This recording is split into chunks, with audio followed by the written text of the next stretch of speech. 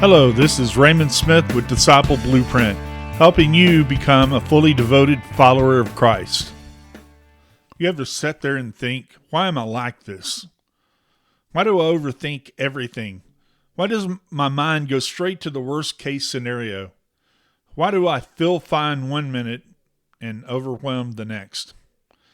And then comes the dangerous thought, something must be wrong with me. Well, let me stop you right there. You're not the only one who feels this way, and more importantly, you're not broken beyond repair, but something is broken. We live in a world that tries to explain everything internally. Oh, it's just your personality. It's just stress. It's the way your brain works. And again, those things matter, but if that's all you see, you're missing the bigger picture, because the Bible gives us a much more complete explanation. We struggle because we live in a broken world with a fallen nature under constant pressure. Romans 8:22 says, "For we know that all creation has been growing as in the pains of childbirth right up to the present time."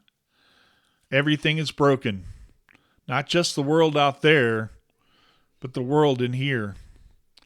Your mind, your emotions, your reactions. That's why things don't always feel stable.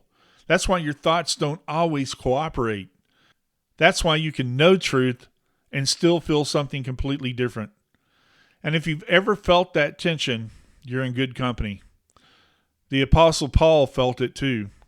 In Romans 17:5, it says, "I don't really understand myself, for I want to do what's right, but I don't do it.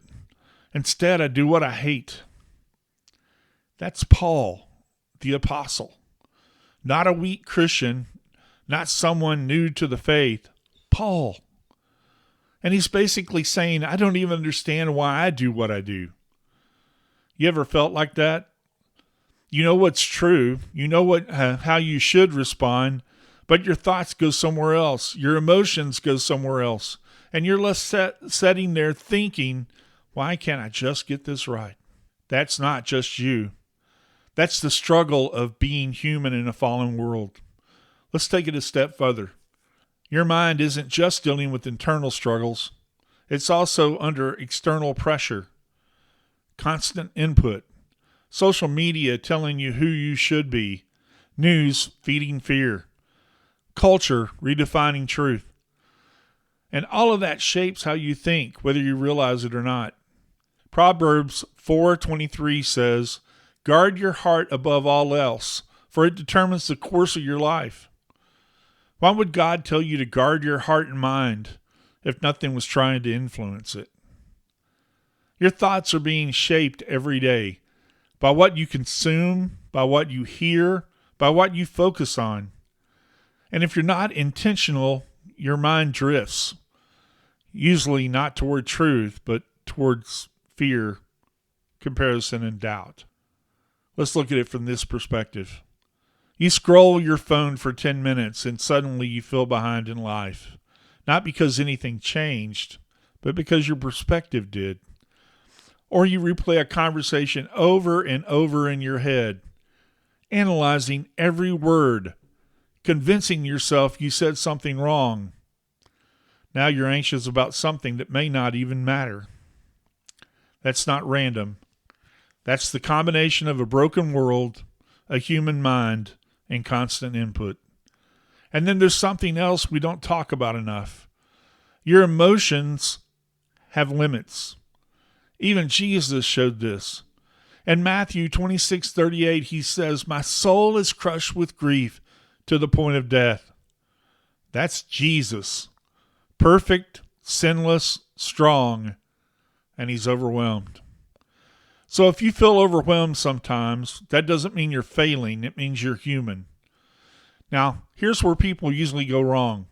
They feel all of this, and then they add shame on top of it. I shouldn't feel this way. I should be stronger. My faith should be better. And now the struggle isn't just the emotion. It's the guilt about the emotion. But Scripture doesn't shame struggle. It explains it.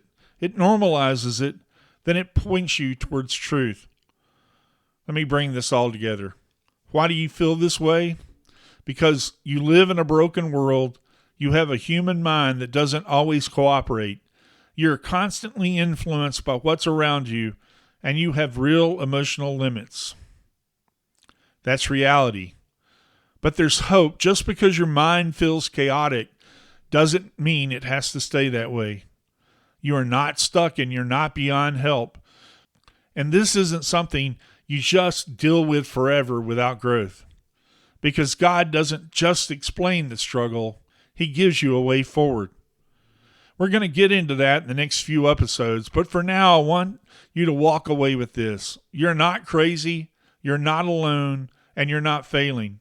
You're experiencing exactly what Scripture says you would, a battle inside a broken world, with a God who understands it and meets you in it. If this encouraged you today, don't stop here. Head over to discipleblueprint.com and check out the Disciple Blueprint website and membership option, where you'll find deeper studies, tools, and resources to help you grow in your faith every day. And if you haven't already, follow us at Disciple Blueprint so you don't miss what's next. We'll see you in the next episode.